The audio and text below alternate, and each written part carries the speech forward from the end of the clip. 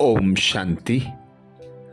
हम मनन कर रहे हैं अव्यक्त वतन से आए बाबा के विशेष भोग संदेशों का, जिसमें बाबा अनेक समस्याओं पर, विघ्नों पर विजय प्राप्त करने के लिए युक्तियां देते हैं, अनेक इशारे देते हैं।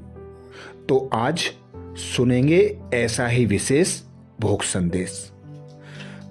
संदेशी जी कहती, आज सबका याद प्यार और सर्विस का समाचार लेते हुए मैं बाबा के पास पहुंची तो क्या देखा।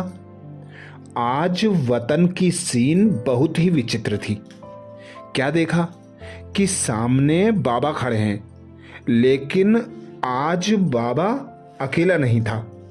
बाबा के साथ एडवांस पार्टी में गई हुई विशेष आत्माएं, मम्मा, दीदी और सभी गई हुई विशेष आत्माएं सामने खड़ी थी। तो जब मैं पहुंची तो मैंने भी अपने साथ अपनी प्यारी दादियों को और विशेष भाई बहनों को संगठित रूप में देखा। दोनों ही जब आपस में मिल रहे थे तो बहुत ही सुंदर सीन लग रही थी। एक तरफ एडवांस पार्टी थी और दूसरी तरफ हम लोग संपन्न बनने के पुरुषार्थ और बाबा के स्नेही सहयोगी बच्चे थे। दोनों आपस में नयनों से मुलाकात कर रहे थे। तो बाबा ने मम्मा को कहा, मम्मा देखो आपके बच्चे कितने होशियार हो गए हैं। तो मम्मा मुस्कुराई। दीदी भी साथ में थी। तो दीदी को बाबा ने कहा, देखो तुम्हारी कुमार का सखी और जनक सखी क्या क्या कर रही हैं। तो दीदी भी मुस्कुराई। और जो भी एडवांस पार्टी में गए हुए हैं, विश्व किशोर भाई, ब्रज शांता दादी, पुष्प शांता जगदीश भाई आदि कई विशेष भाई बहनें बाबा के साथ थे। तो बाबा ने मम्मा को कहा, मम्मा आप इन दोनों दादियों को मुबारक दो। तो मम्मा आगे आई और दोनों ही दादियों को ऐसे बाहों में लेकर तीनों ही मिलकर बाबा के सामने आई। यह सीन भी बहुत सुंदर लग रही थी। फिर बाबा ने कहा, अच्छा बच्ची, अभी बताओ तुम क्या कर रही हो और एडवांस पार्टी क्या कर रही है। हमने कहा, बाबा आपने जो दादियों को टच किया है, तो दादी की प्रेरणा से हम लोग जल्दी जल्दी संदेश देने का कार्य कर रहे हैं। फिर बाबा ने मम्मा से पूछा कि आपका ग्रुप क्या कर रहा है। तो मम्मा मुस्कुराई। मम्मा ने कहा, दीदी आप बताओ हम क्या कर रहे हैं। दीदी ने कहा कि हम तो इन्हों का आह्वान करते करते थक गए, अभी यह जल्दी जल्दी आवे। तो बाबा ने कहा, देखो बच्ची, आपका जो संकल्प है वह इन्हों तक पहुंच गया है। अभी देखो लाखों की अंदाज में संदेश पहुंच रहा है ना, लेकिन अभी इनसे एक ऐसा ग्रुप निकालो जो सर्विसेबल ग्रुप हो। पहले बाबा ने कहा है माइक और वारिस निकालो, लेकिन आज बाबा ने कहा कि ऐसा ग्रुप आप छांट कर निकालो। सेवा तो बहुत विस्तार में हो रही है। बाबा देखकर खुश होता है, लेकिन अभी बाबा ऐसा ग्रुप चाहता है जो सर्विसेबल हो। आप सिर्फ दृष्टिदाता बनो, ऐसी दृष्टि सामने से दो जो सृष्टि बदल जाए और आपके तरफ से वह बोले। ऐसा बाबा ने कहा और फिर यह सीन पूरी हो गई। फिर बाबा ने कहा, देखो दिल्ली वालों ने भी बहुत मेहनत की और ईस्टर्न वालों ने भी बहुत मेहनत की है, तो मैं इन्हों को शेयर कराता हूँ।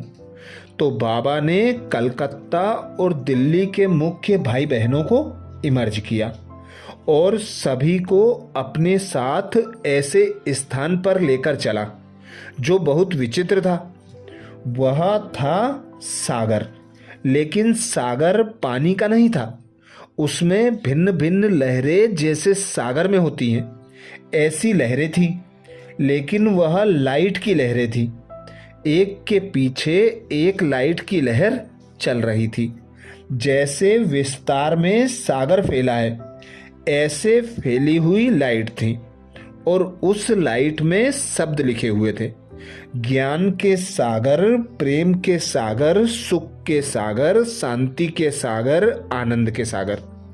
बाबा ने कहा, जैसे साकार में बाबा आप बच्चों को स्थूल पानी के सागर में ले जाते थे और कहते थे सागर में जाकर पांव सागर में डालकर आओ। आप सभी बच्चे बहुत मेहनत करके आए हो, तो आज बाबा आपको लाइट के सागर में सैर कराएगा, अनुभव कराएगा। सभी एक लहर से दूसरे लहर में, दूसरे लहर से तीसरी लाइन में ऐसे चलते गए और जिस लाइट की लहर में चलते थे वैसा ही लाइट रूप उन्हों का बन जाता था। यह सीन बहुत अच्छी लग रही थी। कोई एक सेकेंड भी अगर प्रेम की लहर में जाते थे तो उसी में लहराने लगते थे। ऐसे भिन्न भिन्न अनुभवों के सागर में सभी लहराते रहे। जब सभी चक्कर लगाकर आ गए तो बाबा ने कहा, जैसे यहाँ मैंने आपको अनुभव कराया, सेकंड में अनुभूति की, ऐसे ही निरंतर यह अभ्यास करते रहो तो औरों को भी यह अनुभव करा सकेंगे। कभी सुख की लहर में, कभी शांति की, कभी आनंद की, कभी प्रेम की, ऐसे लहराते जाओ और उसका आप भी अनुभव करो और दूसरों को भी कराओ। फिर बाबा ने कहा, अच्छा बच्ची, अब आप किल्फ्टन पर सागर में जाते थे तो बाबा आपको ड्रिल कराते थे। तो बाबा ने कहा, अच्छा, वतन में आप कौन सी ड्रिल करेंगे? इस ड्रिल के लिए बहुत बड़ा संगठन वतन में इमर्ज हो गया। तो बाबा ने एक सीन बनाई। यह सीन दादी ने बनाकर दिखाई। एक सर्किल में सभी की बाहें थी और सबके हाथ आपस में ऐसे मिले हुए थे जो एक आसन सा बन गया और उस पर ब्रह्मा बाबा बैठ गए। यह सीन बहुत अच्छा लग रहा था। तो बाबा ने कहा, बच्ची, यह एक्सरसाइज इसलिए कराई है कि देखो सबके संगठन की कितनी शक्ति है। अगर एक हाथ होता तो इतनी शक्ति नहीं होती, लेकिन जब सभी मिल गए तो संगठन की शक्ति हो गई। यहाँ तो यहाँ भी जो कार्य हुआ, संगठन के विचार मिलकर एक हुए, इसलिए सफलता हुई। तो बाबा ने कहा, सभी ने चाहे किसी भी रीति से हाँ जी का पाठ पक्का किया, तभी यह सफलता का सितारा कलकत्ता में चमका। इसलिए सदा ऐसे ही समझो कि हमको एक दो के विचारों पर हाँ जी करना है। विचार देना अलग चीज है, लेकिन विचार देने के बाद जब संगठन की राय होती है तो फिर हाँ जी करने से हजूर हाजिर हो जाता है। तो बाबा ने कहा कि खास सभी बच्चों को यही कहना कि हिम्मत, दृढ़ता और हाँ जी, यह पाठ अगर किसी भी कार्य में पक्का है तो सफलता आप सब बच्चों के गले की माला है। सफलता आपका जन्मसिद्ध अधिकार है। फिर जो भी वहाँ इमर्ज हुए थे उन सबको बाबा ने अपनी बाहों में समाया और कहा, मुबारक हो, मुबारक हो। ऐसे ही एवरी टाइम मुबारक के पात्र बनना, यह बाबा ने वरदान दिया और हमको छुट्टी दी। हम साकार वतन में आ गई। अर्थात बाबा ने विशेष अटेंशन खिंचवाया कि प्रेम के, सुख के, शांति के, आनंद के, पवित्रता के सागर में लहराते रहो।